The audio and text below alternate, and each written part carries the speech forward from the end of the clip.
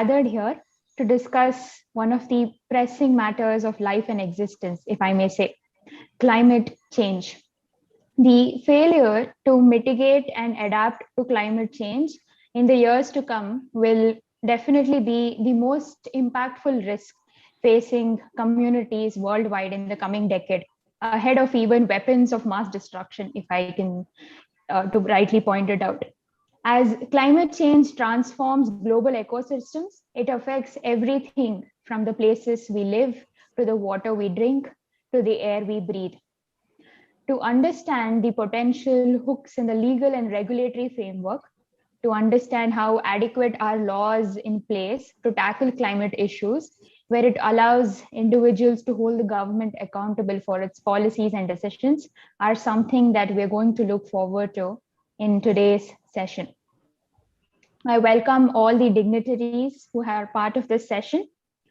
To enlighten us on climate change, legal landscapes, we have with us our guest speaker for the day, Ms. Namrata Kabra.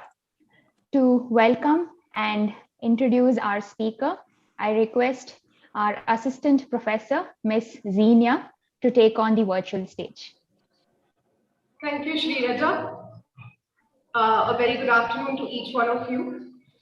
Around the last Women's Day, while I was doing quite a bit of research as to the Indian women who have actively contributed towards the area of environmental issues, very surprisingly, I found only a handful of them. So in such a context, Haley Society's Law College, Bengaluru, takes great pride in welcoming our alumna, Ms. Namrata Kabra, who has significantly contributed towards this field of environmental issues. Welcome, ma'am. And introducing Madam Namrata Kabra, I'd like to speak briefly, place before you her profile. Madam Namrata Kabra is currently working as a collaborator with Initiative for Climate Action, Bengaluru. She's also working as the research coordinator with Alternatives, Practices and Visions in India, as well as a research coordinator with Rights of Rivers South Asia Bioregionalism Group, and is actively volunteering with youth climate action groups. Madam Namrata has completed her LLM in Environmental Law, Energy and Climate Change from the Jindal Global Law School, Delhi. She has had completed 2 PG diploma courses, one in Environmental Law and Policy and the other being in Tourism and Environmental Law from National Law University, Delhi.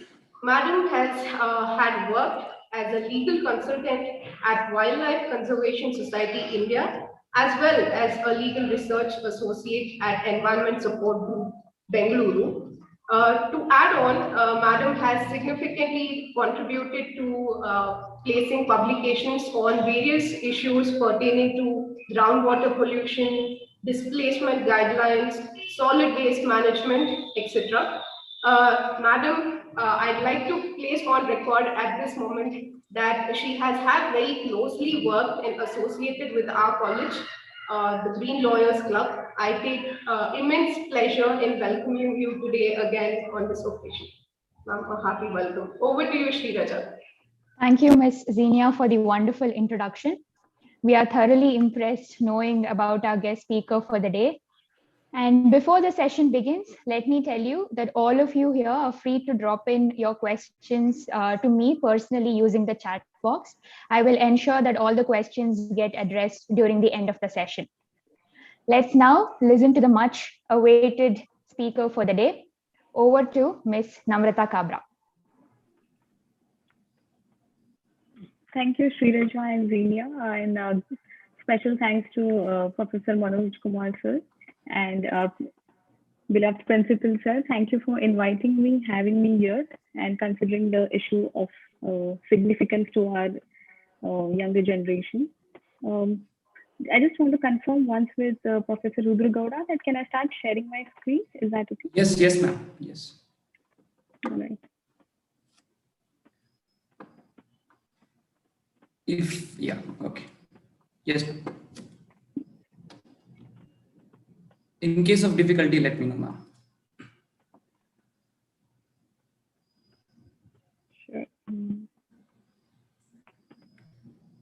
Yes, ma'am. All set. Could you confirm? Yeah, all right. So, as it has been spoken, that climate change is a very significant issue of our times, and it's almost an existential crisis. And being law students, being students of law forever, it's very important for us to understand and realize how we as lawyers can contribute in the betterment of the world and not just India. So through that, I just want to briefly give an overview of what the legal landscape looks like. And to start with, I would like to show you how the current scenario is. This is a climate time machine by the NASA. And you could see, this is just a brief indicator of, to understand how the world is really rapidly changing. This is a view satellite imagery of the sea ice melting over our polars. Uh,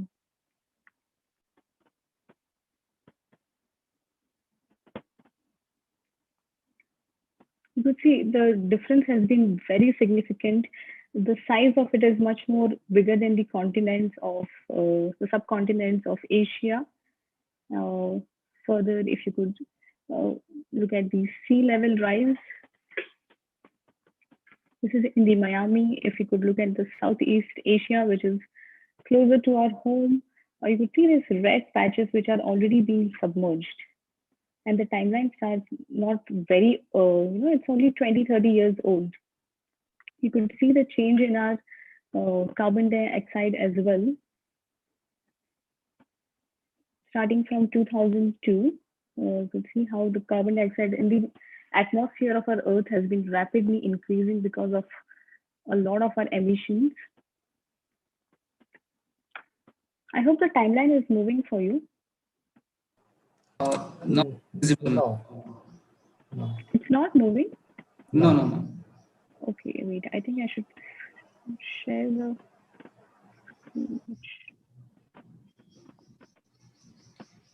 Yes, we can see. Okay, yeah, so I'll go back to the sea ice once again.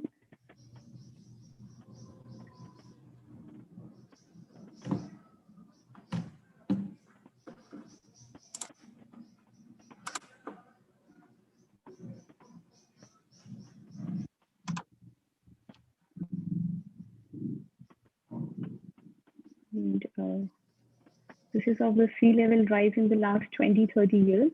You could see mostly it's impacting smaller islands in the Pacific and Southeast Asia, like Kuala Lumpur and Jakarta. In fact, Indonesia is looking towards changing its capital city because it is at the risk of submerging completely in a few years. This is a timeline of the rising carbon dioxide from 2002 until 2016.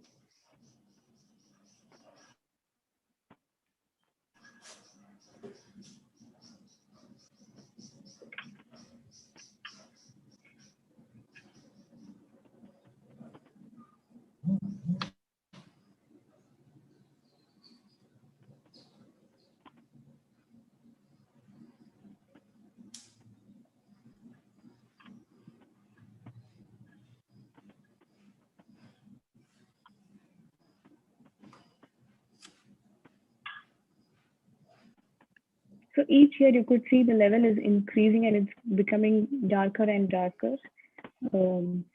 Talking about global temperature, at least I'm sure this is something which we have been significantly even feeling in India. The timeline starts from 1884 and it is updated in 2020. So we could see real time impact of what happened last year.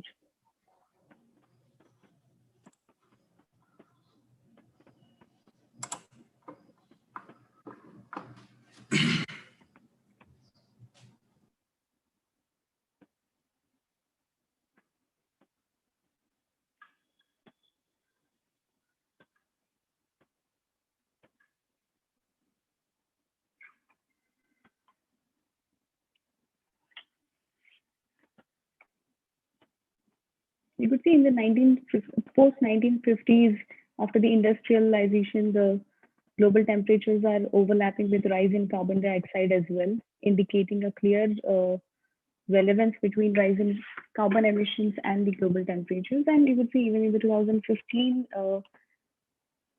there was this European heat wave. Wait, okay, I'll just stop the screen share. So, well, I mean, it gets too intense to just notice how our planet is changing. And while it's a grim picture, it's, I think it's important for us to understand the level at which the crisis is. And for that, sorry for the gloomy picture of how the temperatures have been rising, etc. What we want to know also is how the Earth's evolution has changed over years. Uh, it's been, as we all know, Earth is 4.6 billion years ago, and it has gone through various climatic changes. A lot of times people think climate change is a new issue or it's happening for the first time. That is not so. Climate change has happened a lot of times over many years, and in fact, we have had many mass extinctions as well. A lot of times you might have heard people saying that this is the sixth mass extinction, which clearly indicates that there have been five more mass extinctions over the period of 4.6 billion years. But what is significant now, which is that currently we are in the Holocene, and the impacts or the changes are so rapid that what could have taken a millions of years has just taken hardly 20, 30 years. And it is because of our intense anthropogenic activities. And that is why the climate change that we talk of now becomes extremely crucial, because until now, the climatic changes of Earth have happened independently through various interactions of Earth's natural ecosystems. But at the moment, the climate change that's happening is significantly because of human interaction with the nature. There is, in fact, a quote by Paul Crutzen that it is a pity that we are still officially living in an age called the Holocene. The Anthropocene, human dominance of biological, chemical, and geological process on Earth is already an undeniable reality. So what he is indicating is that we should stop calling the timeline as Holocene and in fact call it Anthropocene, a time where all the climatic changes and biological changes are happening because of human interactions and exploitations. This is a kind of picture once again of the scale of issues at the planetary level. So we have there are 9 boundaries of planet, including particle pollution, chemical pollution, climate crisis, ocean acidification, ozone depletion, phosphorus and nitrogen cycle, which is mostly related with agriculture, fresh water use, deforestation, and the biodiversity loss. So you could see amongst many, like there are at least three or four of the parameters have already crossed the planetary boundaries, which the Earth has set for itself. And in fact, you could see the biodiversity loss boundary has been so far that every day we hear of so many species being extinct, and this is within a timeline of less than 50 years. So why understanding all of these factors becomes important is that these scientific factors determining impacts on human living and livelihood becomes a crucial matter for decision making at the policy level, both internationally as well as nationally. So considering all of these factors, there is a UN body called the Intergovernmental Panel on Climate Change. It is it's an autonomous body of scientists across the globe who have been studying the impacts of climate change through timelines and looking at how mitigation and adaptation options can exist, how the climate is impacting differently to different countries, different geographies, different people within a similar geography, etc. And it has been updating itself continuously over a period of 2 to 3 years. Every new report comes up. So there are 2 types of reports that the IPCC produces. One is the assessment report. So far, we have had 5 assessment reports, and the 6th one is due this year. It was due last year, but due to the pandemic, it has been shifted. And it also has special reports when the urgency of the issue has been recognized by the scientists that we need to further inform the policymakers that why there needs to be a concerted action towards climate change. And the special reports have been on extreme events, 1.5 degrees Celsius, climate change and land, and ocean and cryosphere in a climate change being the latest one. Why these reports are really important, why I want to highlight is because these reports are considered of extreme significance for the climate change negotiations that happen every year at the UNFCCC, the what is called as the Conference of Parties. And these reports are all ratified not only by the scientists, but each nation state which is part of the UNFCCC. Before the report is launched for the public review, it ratifies it. So the scientific facts mentioned in these reports have really high evidentiary value in terms of if you think of legally speaking. And that's why it's very important. And all of these reports are in fact available publicly on the IPCC.climate change website.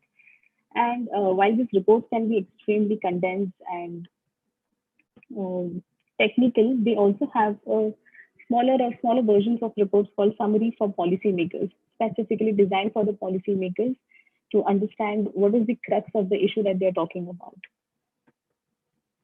And this, in fact, predated the UNFCCC convention. So, in a way, the first IPCC report was responsible in getting a UN framework convention on climate change. And that's why the science behind whatever is happening becomes extremely crucial for us to understand. So the UNFCCC is a Rio Convention, and it's a sister convention with the Convention on Biological Diversity and on combating desertification. Um, the objective really was just to create legal instruments and the parties to achieve, in accordance with the relevant provisions, the stabilization of greenhouse gas concentrations in the atmosphere at a level that could prevent dangerous anthropogenic interference with the climate system. So it is very clear from these wordings that the stabilization of greenhouse gas emissions needs to be done to prevent anthropogenic interference. That means which is very indicative of what human interactions have been with the planet. That needs to be changed and that needs to be stabilized to have a planet for everybody. A lot of commitments were made by the parties to the UNFCCC. The parties agreed to have develop national greenhouse gas inventories where they could determine how much greenhouse gas emissions each country is making and what are the causes and what is the source of the emissions, making mitigation adaptation plans, transferring technologies, promoting sustainable development, promoting and cooperating in research, information exchange, and also communicate to the conference of parties in relation of the implementations of this. But it becomes extremely important and crucial for us as people from India to notice what's happening. Uh, since we saw even the global imagery, you could see the highest emissions and the carbon dioxide started rising in the 1950s or 60s onwards, and which is largely by developed countries like USA, Europe, Australia, and that is where the question of equity comes into being. While the emissions have been because of developed nations, then how come the developing nations are also made responsible to prevent climate change? And based on the principles of equity at the Rio Convention as well, a principle on the common but differentiated responsibility was once again reintroduced in the context of climate change in the UNFCCC, I believe, Article 3. Why this is important? Because at that point of time, you could see there were these arguments on survival versus luxury. The emissions that countries like India and China were making were mostly or largely on survival, which is just trying to live and come out of poverty because of the imperialism and colonialism across most parts of the world. While it was argued against the luxury emissions that the developed nations was continuing to emit in the name of being developed. And therefore, every time they would meet at the conference of parties, the discussion would be like, we must all do something. And when we say we mean you. You could see in this caricature that the developed nations always wanted to put the responsibility, want to share the responsibility with the developing nations. And that's why the role of India and China, especially even India, has been significant at all the conference of parties. And I think we should all be proud of how we have actually made the convention, something which is really deeply rooted with the foundations of equity concerns. Starting with the Kyoto Protocol, which was although adopted in 1997, it really came into force only in 2005 because of these same arguments on who should be really responsible. While everybody agreed that the climate is changing, something needs to be done, but who really is responsible in reducing these impacts? And those arguments it took nearly 6-7 years. And what has happened is even after the Kyoto Protocol came in force in 2005, it was not really significant. It was not significant in terms of reducing the greenhouse gas emissions, because a lot of the countries, especially USA, did not ratify the agreement, and therefore it was not binding upon them to mitigate the impacts of climate change. And these arguments continued over time, but um, in at the Copenhagen, in the Conference of Parties 15 of the UNFCCC in 2009, something significantly changed. There was a realization that this deadlock has been on for so many years. Something really needs to be done. The Kyoto Protocol had a timeline up to 2012, which was coming near, and there were no targets that were even near to completion.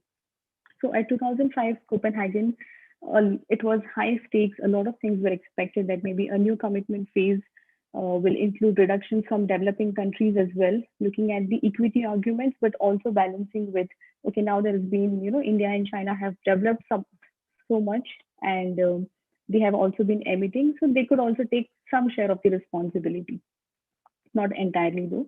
Lowering the temperature rise from 2 degree to 1.5 degree. So when you talk about 2 degrees, this is essentially about global average temperature of the Earth. Then, so a lot of things were expected, and also there was an expectation that a legally binding agreement could have been expected. But again, the deadlock continued, and there was no framework that was agreed upon. The target of 2 degrees was not, the target of 1.5 degree was not agreed by most industrialized nations. And ultimately what happened was a accord was signed, which was not legally binding. But why Copenhagen? Why I'm mentioning Copenhagen? Because the role of India at Copenhagen was extremely significant. So after arguing about equity and about right to development of India for so many years, and India was coming across as someone who was just not ready to agree upon anything. But in 2009, there was a new stance that was taken by the Union of India. And what we did was um, voluntarily mention that, we are going to take some mitigation actions, which is equivalent of 20 to 25% of carbon intensity of our global, of our gross development produce, that is the GDP, to be reduced by 2020. Mind you, this is a voluntary mitigation action because the Kyoto Protocol did not ask for any action from developing nations, which was all signed upon, but it was not implemented. And why India would have taken this action, there could be a lot of reasons. One, of course, being a diplomatic reason that if we could take some action, we could persuade US, which is the highest emitter of global greenhouse gas emissions historically and even presently, to take more actions. And another reason was that India started feeling the differentiated impacts of climate change, which was significantly shown from the IPCC report. That is the funny part of how equity comes into play. While we might look for equity in all of our actions, but essentially nature is not bound by equity. And the way it has been is that most of the developing countries, and mostly in the South Asia or the Pacific, are significantly vulnerable to the impacts of climate change, even though we have not contributed to the uh, greenhouse gas emissions. And that's why India was like, even if we do not mitigate as much, we need to take some actions because our own people are being impacted day in and day out. And considering both the diplomacy and the current status of impact, India also listed 24 initiatives related to climate change domestically. These are all These were not statutes, these were all policy decisions. At the moment, if you think about it, it's not really enforceable as well, but it makes a significant difference or change in attitude that could be seen across the table that, okay, we are ready to take action and we are capable of taking action. Uh, Along with that, India's another important role in overall climate change negotiations has been to continuously mobilize developing nations like Brazil, South Africa, as well as China, which is called the BASIC.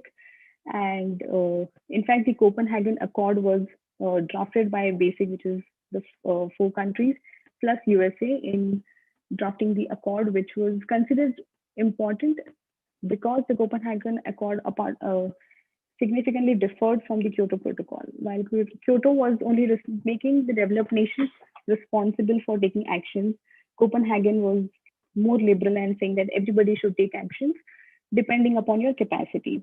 And that's why a lot of people signed on to it, although it's not a legally binding agreement. And you could see the Paris Agreement in 2015, in fact, draws a lot of references or the ideology and thought from the Copenhagen Accord. As all of you might have heard, the Paris Agreement as one of the most significant and landmark events in our history. This was an agreement which is essentially a unanimous agreement that world leaders from each country had signed this agreement saying that everyone needs to do a lot more to save their planet and apart from their own, of course. So you see, there is this terms and conditions that, oh yeah, everybody needs to take action because we are in a crisis, but not me. Some other country should take it. This is just a caricature of showing how the negotiations are at play. Why the Paris Agreement is landmark in many ways is because it continues to uphold the principle of common but differentiated responsibility and also makes each and every country who signs which is 195 countries, we're part of the agreement, we're part of the conference out of which 190 have ratified. It sets out a nationally determined contributions for each country. So what it essentially does is it asks each member state to describe how they would be taking action towards climate change. The action needs to be somehow in proportion with the size of the country or essentially the GDP and the emissions of the country so that you cannot expect a country like Fiji to be taking action as equivalent to India or China or US. So depending upon your national circumstances and conditions, you need to take some actions and you will set out a timeline of how you will be taking actions. And all of this will be tracked at the Paris Agreement through an enhanced transparency and accountability framework. Another essential thing is this nationally determined contribution could be submitted once in 5 years. So in 2015 at the Paris Agreement, almost all of the countries, I think around 160 countries had submitted their NDCs. Even India had submitted its NDC. The condition is that every 5 years, a new NDC needs to be there in place.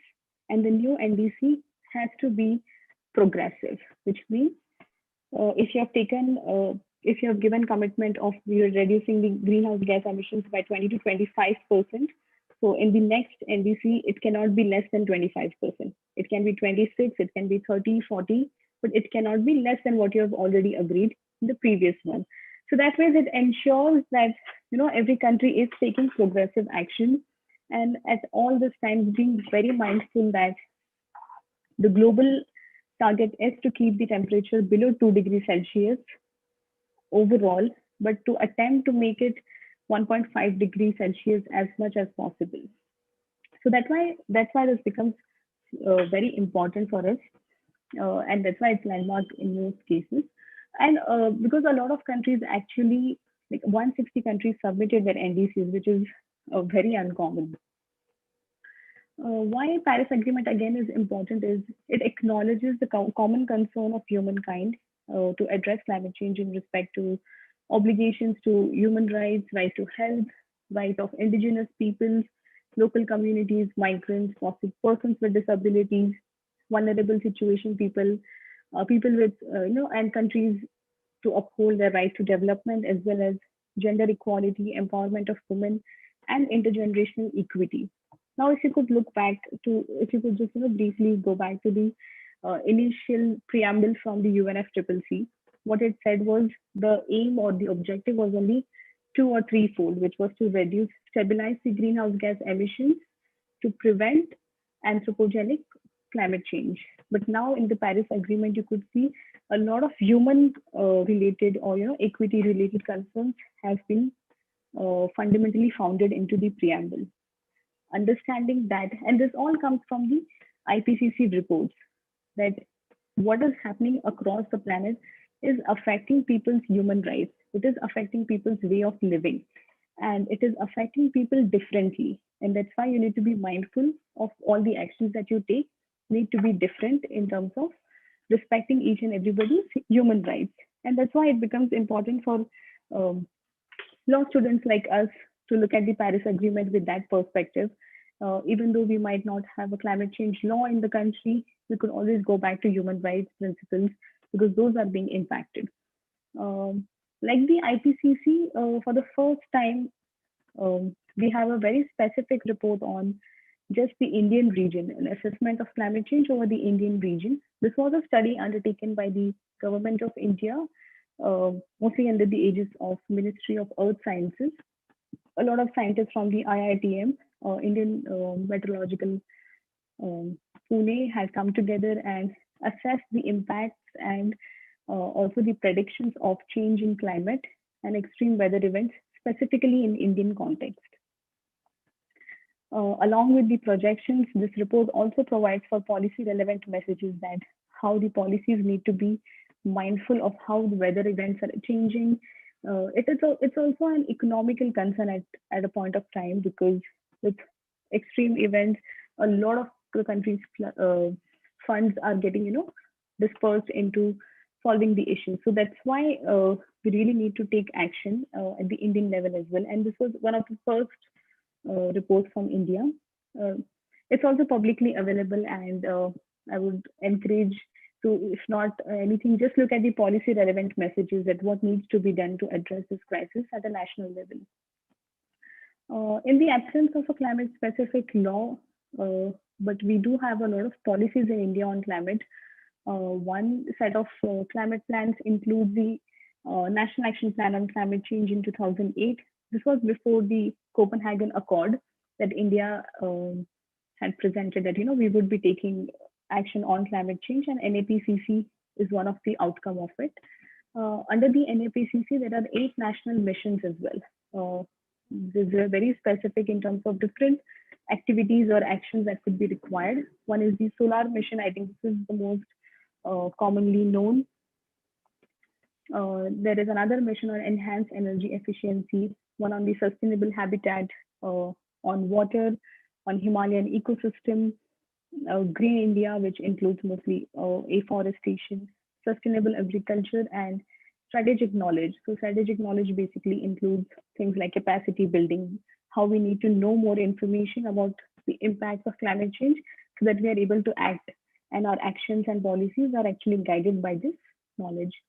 And the NAPCC requires, while it lays down an outline of what the country would be doing and what kind of actions need to be taken, but at the state level, again, there needs to be different actions because we are all, especially India is a country which is, we have multiple landscapes, and the diversity is so extreme even in terms of our geography and ecosystems. So one action plan which is applicable to probably the state of Delhi is not equivalent to something like a place in Northeast or Madhya Pradesh.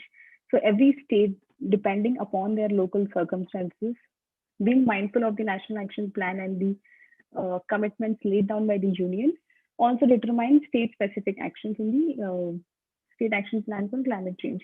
Even all 28 states back then have the SAPCCs, and the status currently is that after the National Determined Contributions 2015, all of those are being updated. Then under the Paris Agreement 2015, India has an NDC, which is also accessible, and you could see a lot of it is drawn from the NAPCC And all these 8 national missions are also part of the NDC. And under the Paris Agreement, again, each country is supposed to be reporting on what actions it has been taking, and the reporting has to be every 2 years. A biennial update report needs to be submitted to the UNFCCC, mentioning how a country is taking specific actions in line with their nationally determined contributions. Even the next NDC is due this year. So far, India's NDC has not been out. Probably it would be out for us to view before the COP26 that will be happening at the end of this year in Glasgow. Looking at the India's mitigation adaptation goals, which is the basic outline of what commitments and actions India wants to take, is outlined in the nationally determined contributions, which is the NDC 2015. In terms of mitigation, we have an target of reducing the emissions intensity from 33 to 35% of the GDP from the 2005 level to 2030, and to achieve about 40% of cumulative electric power installed from non-fossil fuel based energy resources, and to create an additional carbon sink of 2.5 to 3 billion tons of carbon equivalent through additional forest and tree cover by 2030 again. So amongst, it's already 2020, and if you look at the progress of these, a lot of at least the target on fossil fuel based energy, non-fossil fuel based energy has been really significant and worthwhile to note that we have almost reached that target. But there is a caveat that while we have reached 40% from non-fossil fuel based energy, we continue to still have coal power plants, and increasingly even more power plants are sanctioned. So we are not still there completely, and there needs to be a lot more action that still needs to be taken from India.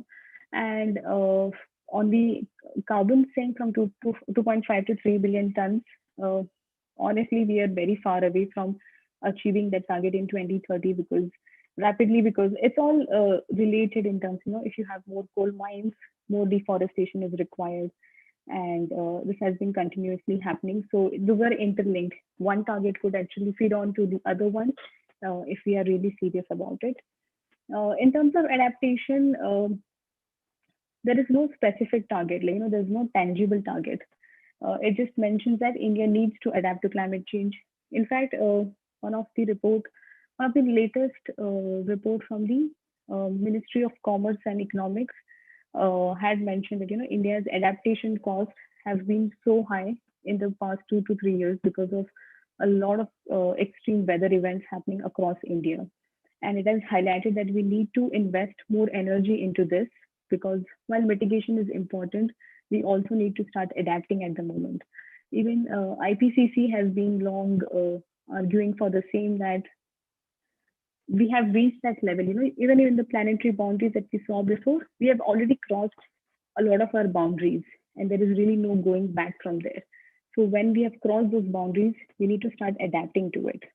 And India has highlighted that the sectors on agriculture, water resources, Himalayan region, coastal regions, health and disaster management are of particular interest for policy making, and a lot of programs will be focused on these areas initially. And also on the adaptation front, India wants to mobilize some domestic as well as additional funds from developed countries to fill in the resource gap.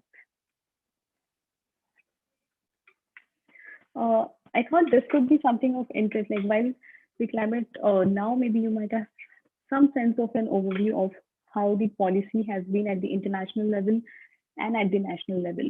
And I've been talking about impacts quite a lot of the times because the impacts are honestly very high, and that has given rise to a lot of climate litigation across the globe, because individuals have felt that their rights are being violated, and the state is not really acting upon in a way that they should be acting to preserve their future.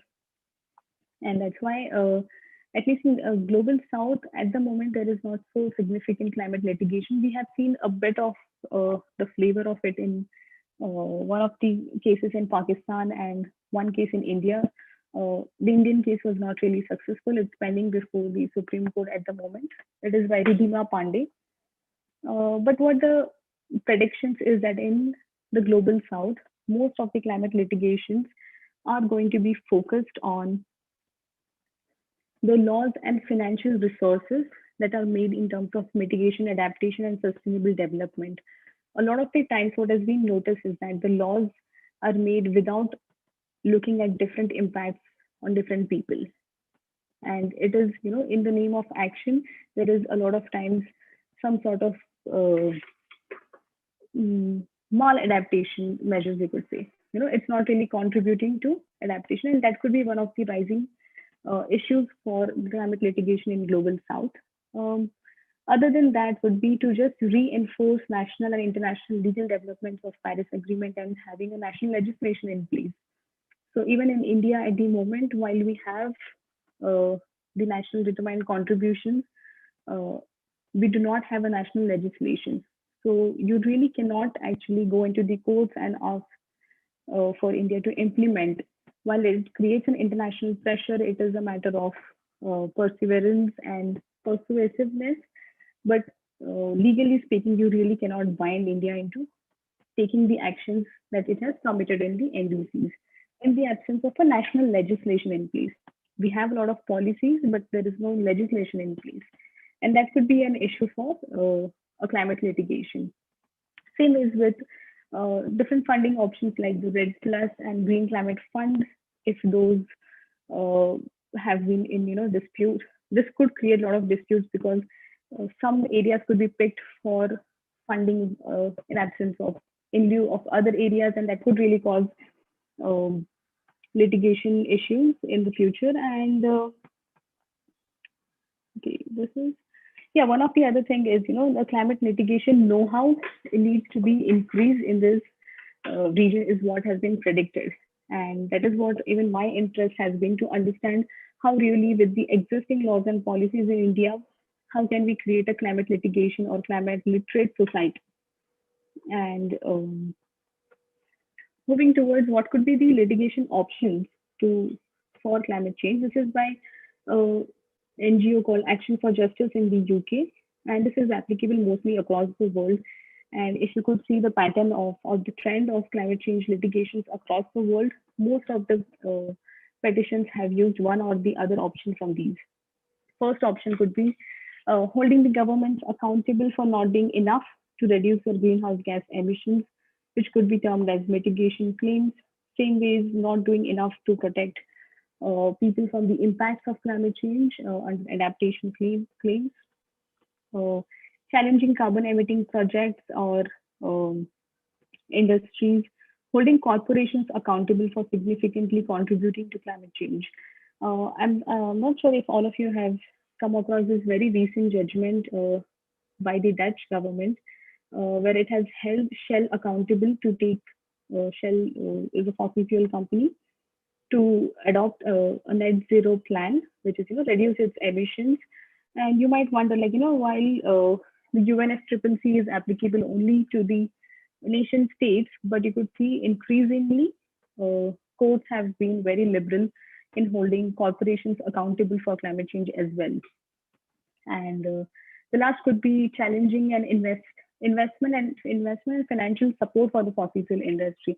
This is a very interesting prospect of looking at climate litigation, where you do not really target uh, environmental concerns, etc., but you really just go back and see where the money is coming from, and you stop the money right in the beginning. Whoever is investing into fossil fuel industries, those investments itself needs to be stopped so that there won't be fossil fuel industries, and then therefore there won't be impacts of climate change. And this could be seen as really significant options in the space of climate litigation. Coming towards what's happening on climate litigation in India, this is a piece by Shivani Ghosh. She has observed that there are five kind of categories of climate litigations in India, though not very specifically talking about climate change, but some of the flavors can be observed. Like, in some cases, the litigants have approached the courts seeking for implementation of a law or a policy, And the courts have used a climate language to support their decisions. There have been cases where courts have said that the judges are aware of what's happening across the world, and that's why to justify their actions, they have used the climate language. Um, okay. In other case, there is a litigant or court has been referring to climate change impact as a consequence of government policy or the inability of government. This has been very fewly accepted into the courts, but some cases have been there. In another case, there is using climate change as the core issue itself in the litigation. Like in the Ludima Pandey's case, she was seeking for implementation of the NDCs and the Paris Agreement by having a national legislation in place. And also, the fourth one also relates to Ludima's case where, litigants raising climate concerns while requesting a direction from the court for a new policy itself, or to realign the existing policies. And lastly, even the government has defended some of its policy decisions by relying on climate change. Mostly this is applicable in the context of renewable energy and the compulsory power purchase agreement policy of the government. So what you could see is climate litigation in India is really in its infancy, or yet to be born, in fact, I would say.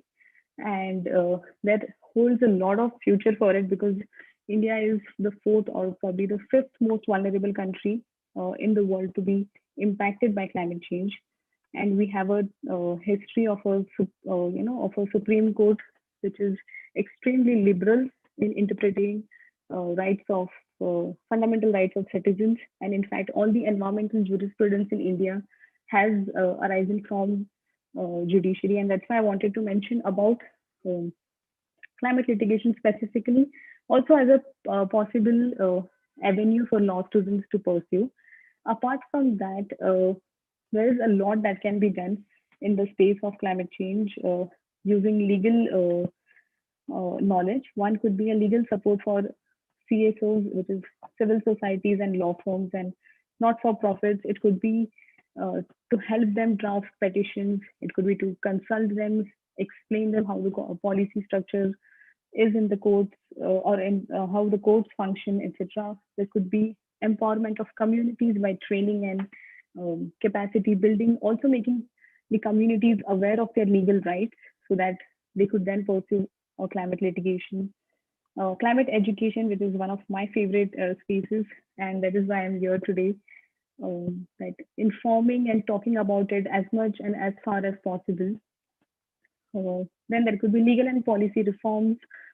Drafting legal and policy reforms. One of my interests has been on gender, impacts of climate change on gender. How women are being impacted differently because of climate change. And what I'm attempting is to make or suggest different policy reforms so that the policies and actions relating to climate change are not gender blind. They are mindful of how women are being differently impacted, and the policies are made in accordance with that.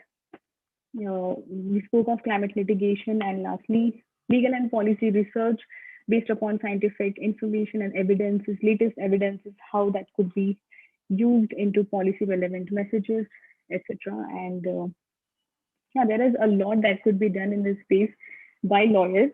I've been discovering for the last 4-5 years now, and would really appreciate if at least some of you, if not all of you, join this space with me. Thank you.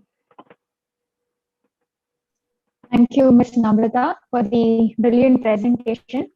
I must say, I didn't know that there were a lot of proactive steps taken across the world to protect and cater to climate change. And today, I must say, I know a lot better, and I'm motivated further to do things that support our environment. Before we head towards the question and answer session, I request our IQAC coordinator, Dr. Manoj Kumar Hiremat, to address the audience. Thank you, Shreya. At our side, thank you, Namrata, for giving us an overall picture of climate change and legal landscape. Shiraja, are you able to hear me properly? Yes, sir, we can hear you, sir. Yes. Before expressing my views, I just would like to know from Namrata, uh, what is the legal position in India with respect to this carbon credits? All right, sir. Thank you for the question, and I will apologize that I'm not very acquainted with that kind of thing because it's extremely technical. But what I could say is the carbon credit system was part of the Kyoto Protocol, and it has really not been so significant in offsetting carbon emissions. And that is what my personal opinion, not even personal opinion, observation has been. And I'm not really sure what India's position specifically is, but I could talk about other legal positions of India in terms of technology is that it continuously seeks for technology transfer into India and also requesting no IPR on technologies. So that is the two things maybe I could add, but on the carbon credits, I should get back to you. Okay, no, sure, that's fine. Because I hear these terms here and now and then, so I just thought related to climate change, it would be another area. Yes, we can have a discussion on that area once again, once we are acquainted with that. Okay, coming to my views, yes, each one of us have a responsibility, and only when each one of us meet our responsibility, I guess that culminates into the responsibility of a society and the nation as a whole. Uh, every nation has a onerous responsibility to honor the accords or agreements, whatever it has entered into, in spite of they being a non-binding one or non-enforceable one, in the interest of the future generation.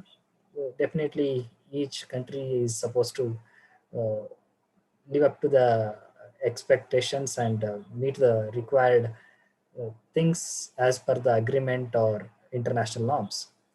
So in that direction, I guess India is uh, one of the deciding factor, it seems, because since it is a developing nation, and every developed nation will be looking at India for all their economic benefits. At the same time, they want us to uh, bear this responsibility of meeting the environment sustainability requirement as well. So we are in a very unique position. So maybe in the days to come, we will be the central point of the whole climate change scenario, or the laws that are going to be shaped in at the world level. With this, I would like to express again my gratitude to Namrata for sharing her experiences. Over to Shiraj. Thank you, sir. Thank you, Mr. Manoj Kumar. We will now head on to questions. One that I did receive is that how can an individual in their standard, in their basic fundamental level, how can they contribute to helping towards laws framed more in alignment with climate change? How can they contribute? Thank you, Sriraja. Um, I think one of the ways would be as a law student to really go on the ground, see the impact. It's been impacting the fundamental rights of people, and then probably you could write reports, you could write opinion pieces, and also pursue climate litigations or even environmental litigations into the court. That, as an individual, I think could be really done at least if nothing else, a research or a policy brief definitely goes a long way because there are so many issues and it's such a complex thing, and we do not really have so much information what's happening on the ground at each and every place. The situation in Bangalore would be different than in Delhi, and even within those cities itself, probably situation in Ulan is completely different than a situation in Rajajinagar, because you could see the heat maps of a particular city as well. It differs because of the density, forest cover, etc. So I think research should be at the center of what we could do to contribute to the situation. Right. Thank you. Any questions? Please do feel free if you are finding difficulties in typing in the chat box. Please do raise your hands and we will help you in asking a question. I have received one question. What is climate change resilience? Okay, thank you. So climate change resilience, actually, as defined by the IPCC, is when a particular place has acknowledged what the vulnerability and exposure has been on that particular region and has taken adaptation actions to feel less vulnerable. Like for instance, if you could think when there is extreme heat, one of the climate action or adaptation action could be to paint on your terraces a white paint, just basic whitewash. That could be considered as one of the impact. It has been quite significant in so many places, especially I've seen good evidence from Ahmedabad, where it has helped in reducing the temperatures inside a house. So what they have done is, you cannot directly reduce the temperature, but you're taking some actions, which is immediately building your resilience to face the event. So that's climate resilience. Thank you. Shreelaja, I have a question. Yes. Yeah. Ma'am, considering this impact of global warming and the pollutions which are happening, so there's an imbalance between the developed nations as well as the developing nations, as in the US and the China, in comparison with the India. So there is a principle by name polluter-based principle. So in comparison with the other nations, the China and the US should pay a lot for environmental pollution, but in this, it doesn't make any sense as in payment of the compensation by us. So what's your take on this now? Thank you, sir. Actually, it's very interesting to me as well that how, because increasingly you will see the developed nations as well. What they try to do is, while they take actions in their own countries, what they do is offset their emissions, offset their maybe dirty businesses into developing nations because of lack of enforcement of laws or weak environmental laws in place. And definitely they need to pay much more. And you could see in the Paris Agreement as well, for the first time, there has been a mechanism drawn for loss and damage. It draws from the Warsaw International Mechanism on Loss and Damage. So a mechanism has been set up, where if a particular nation is facing impacts of climate change because without their action, those need to be compensated. I'm not really sure how many countries have really actually received the compensation, but a structure at least is in place, and it's a legally binding structure because around 190 countries have signed the Paris Agreement. And if I'm not mistaken, I think the Pacific Islands have taken up that issue at the forefront, because they being small island countries, for them loss and damage is extremely high. They're literally losing their land itself because of the impacts of climate change and because of the inactions by the developed countries. So the Warsaw International Mechanism is something which I could point you to, and I think it's Article 8 of the Paris Agreement. You could check it out. Thank you. Another question that we have seen is in terms of career alternatives for the prospective future. What is the scope of taking environmental law as a career, and how do you go about it? As a follow-up question, when you mentioned research earlier, which are these hot, unexplored areas when it comes to environmental law and climate change that one can research upon? Thank you. I have been figuring myself out for the last 5 years, but I would definitely say, especially now, there are a lot more options than there were before, because a lot of the organizations are understanding, the need to reorient themselves and look at climate change issues.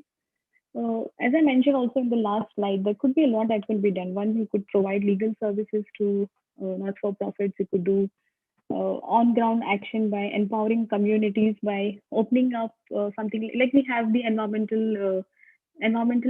Green Lawyers Club uh, in at the KLE. I was just a departing member when the club was started. In fact, that has inspired me to take this profession up. So I owe it everything.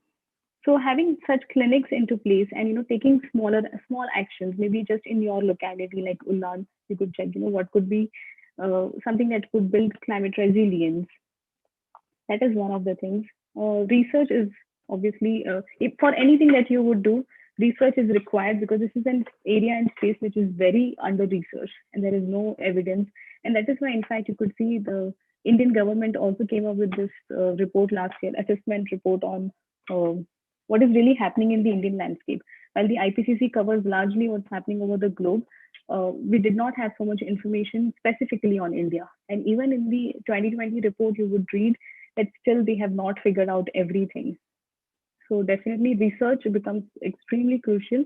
While I understand as lawyers, we can't do the research on scientific facts, but if we could definitely apply our minds to use our creativity in using different laws to take climate action. It could be through, an investment and banking law that, you should not invest in environmentally destructive projects. That could be one of the things. Having a system like of accountability that where the banks and financial institutes spend their money. So when you have an account in the bank and then the bank essentially gives you some interest, what they do is they invest their money into some projects, and then the profit from there is then in some ways given back to you in form of interest. So what you could do is force for an accountability mechanism to know and understand where a particular bank is spending its money. Is it giving its money to a fossil fuel company? Is it giving to a coal power plant and then mobilize action towards it? It's called disinvestment and it's been very successful in a lot of countries. I think there's an organization called 360 Degree, which has been at the forefront of this investment. And there are actually many things one could do. But if anybody wants to know more, could get in touch with me. I could put in touch with people and organizations, mostly in Bangalore and Delhi, that I know of. A lot can be done in terms of wildlife conservation as well. There are a lot many organizations looking at protection of wildlife, and you could do legal training to forests and judicial and customs officers to kind of build their capacity of how to take action in the event a violation has happened. Because under those laws specifically, it mentions that only a forest officer can report, while a police officer is trained to file cases. It's not the same case in case of forest officers or customs officials, and that's why they need a particular legal training for that. And lawyers could do that kind of trainings, and a lot can be done. It's just the motivation and willingness to do. Well said. Another question is about climate finance. Can you throw some light on it? Right. Again, when things get a little technical, I'm not very oriented towards it. But what climate finance is, what is the kind of money that is available for funding climate action or climate resilience, climate adaptation kind of businesses? And even in this, like as Manoj sir also pointed out, India has been really significant in getting a lot of things into place, and one of which is also having at the global level something called as Green Climate Fund.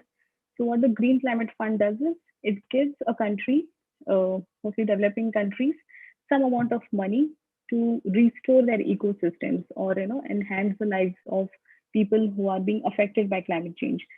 So what the Green Climate Fund is doing is climate financing. It is giving money to adapt to the impacts of climate change. A lot of other investment companies also exist which are doing similar work, but Green Climate Fund and UNDP are at the international level, which India has a lot of projects under them as well. Thank you. The next question is the legal bodies at the international level, like you talked about, can they not take a step where they make it mandatory or enforce it upon the countries who are contributing to climate change to put more efforts towards it, not keep it voluntary in that sense? Ideally, you cannot mandate a sovereign state to do something which it is not willing to do, because then it comes in line with other international laws and principles, that every country is a sovereign and no other country or any mechanism can get into their way of governance. But definitely a lot of international pressure can be drawn. Like for instance, when in the Paris Agreement, US in the Trump's regime had withdrawn from the Paris Agreement. And once the new government has come in, the first thing that they have done is get a agreement in place. And a lot of the elections in US were around that, understanding that if you re-elect Trump, then there is not going to be Paris Agreement. If you elect somebody else, there is chances that US is going to ratify. So it is extremely complex, and that is why I was trying to draw this analysis of how the politics works in international level, and you really cannot pursue it unless there is a huge mobilization towards it. And when there are a lot of countries and even people are motivated to force their nations to take actions. And one of the ways people are doing is by bringing their countries to in different forums, international courts. And I would like to share this interesting initiative by something called as Stop Ecocide.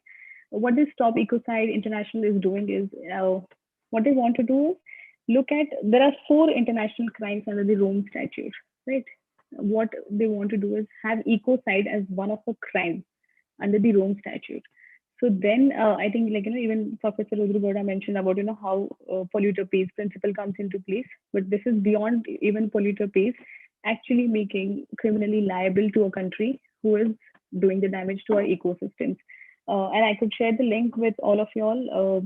21st June is when they are going to reveal the definition of ecocide, and then they have been all the lawyers have been persuading to get ecocide as one of the crimes, like genocide and crimes against humanity, piracy, like that. Even ecocide to be one of the international crimes.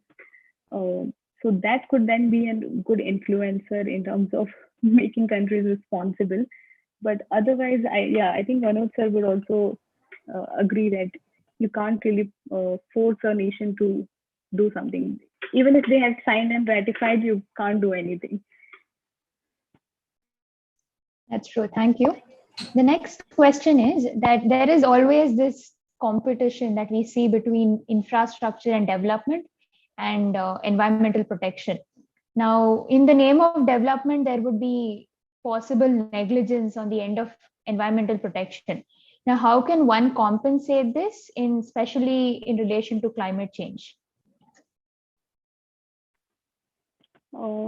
Thank you. So one of the things is, you might have heard the environment impact assessment under the environmental protection laws, which says that for any development project, to have an environmental clearance, and what it's trying to do is just abiding by the principles of prevention and precautionary principle, trying to foresee that what impact a particular project is going to do. And last year there was a draft amendment on EIA, the EIA 2020. And one of the submissions that we did as Initiative for Climate Action was this was a policy suggestion to include climate risks as part of the EIA.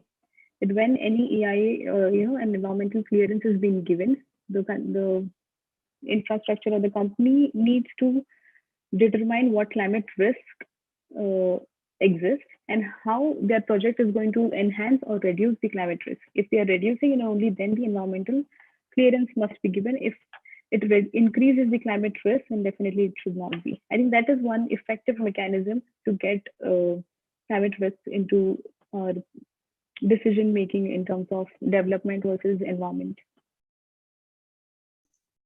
Thank you. what are the next question is, what are the views of scientists working in this domain? What do they have to say about climate change? Is concern rising? What are their views? Of course, I mean, the scientists have been at it since 1990, given the various predictions and projections. And it might surprise most of you that, in fact, after such well evidenced research has been there in place, what they're observing is the impact, and the projections have been low in terms, like, if they might have said that 2025 this thing will happen, but those things are happening in 2020 itself.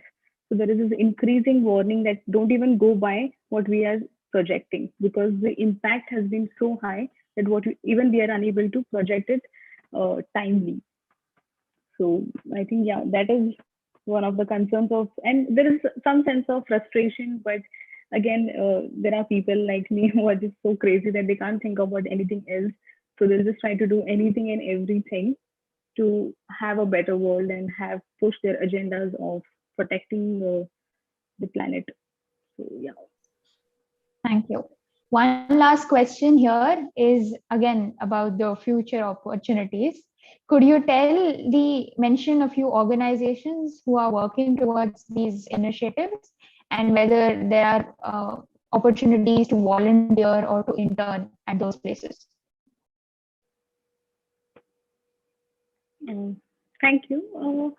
In terms of climate law, even I have been, since I've made the shift from environmental law to climate specific, climate law is not really a place at the moment in India, except few organizations. One is the Center for Policy Research in Delhi, which has a specific initiative on climate change, energy, and environment, which is also looking at the legal issues.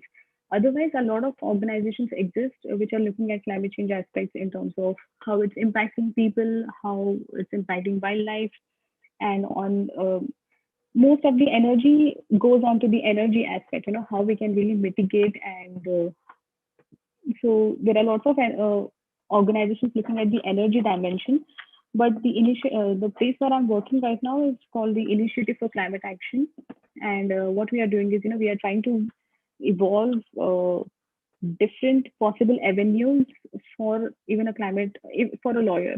And in fact, I'm leading the group at the moment. We have some 25 to 30 lawyers and policy students, and we are trying to look at how climate change could be pursued through climate action could be pursued through law. And I would just briefly mention about something that we are attempting is a climate litigation manual, so that everybody understands about what is happening in India, what laws exist, and how you can use these existing laws in the absence of a climate change legislation to knock the doors of the court and get some decisions in place. Because what we have observed is all the environmental jurisprudence has come from court-made laws or judge-made laws. But apart from that, if people are interested not just in climate but other issues of environment, a lot of the organizations exist. And in fact, the place where I worked, it was in Bangalore, the first place, Environment Support Group. And if you are in Bangalore, definitely, I think you could consider going there. And also, I mean, I'm sure people might be having this thought about money, because mostly you will get so much money in corporate and etc. I would just want to give an overview that while the money might not be so great, but definitely it will be satisfying. And increasingly, there is a lot of concern from the corporates as well. So a lot of philanthropies exist who are pouring their money into these spaces. So money would also not be a concern. Maybe just initial 2-3 years you might have to struggle. Yeah. That's there everywhere, isn't it? Struggles. I think that was our last question, and there was a follow-up question. Yes. I have one question. Ma'am, can you throw some light on the dialogue which is happening at New Delhi, where you are a part of the rivers? Sorry, I didn't get you. Yeah, the dialogue which is happening on New Delhi, wherein you are a part of that dialogue. Say it's protection of the rivers, the South Asian rivers. Yeah. Oh, right. Yeah. So in Delhi specifically, it's actually a remote kind of alliance of people from India, Nepal, and Bangladesh at the moment. We are trying to get on board other nations from South Asia as well. This is called as the Rights of River South Asia. I'll also share the organization link. It's an alliance actually. At the Rights of River South Asia, what we're trying to do is there was this judgment granting rights to Ganga and Yamuna by Uttarakhand government. And then now it's pending before the Supreme Court. So essentially it's stayed. What we're trying to do is really imagine what it means to have rights for rivers, because most of the rivers in South Asia, especially, are transboundary. So having different legal systems in Nepal and then in India and Bangladesh, mostly these three countries, because we have examples of rivers that flow across these three nations. So building mobilization and understanding of why we need a same governance structure, because you cannot protect Ganga only in India. You have to protect Ganga from mountain to sea. And how our policy decision making is that, looking at rivers as living beings instead of just something which is providing water to you. It's actually a jurisprudence coming from the rights of nature.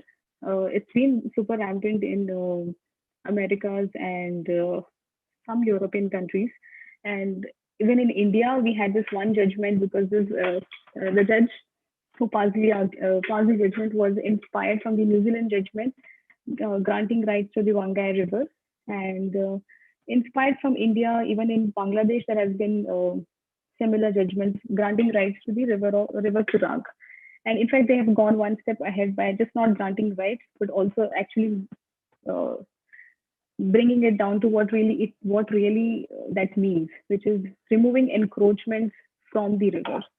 So there are so many rights of rivers. There are six in the international declaration, but we as Rights of Rivers South Asia are trying to contextualize and bring much more rights. And one of my favorite rights is a river has rights to its own spirit. So there are a lot of indigenous uh, communities, and even in India, that you don't consider river as just a river. You consider it as a goddess. So those imaginations, if those could be brought into legal to protect the river, that would be something super great. And it's really far-fetched at the moment, but there is a movement that's rising. And yeah, even if somebody is interested in that, could connect with me, and I could see how we could contribute to the building of this jurisprudence in the South Asia. Thank you. If there are further questions, please do feel free to raise your hands.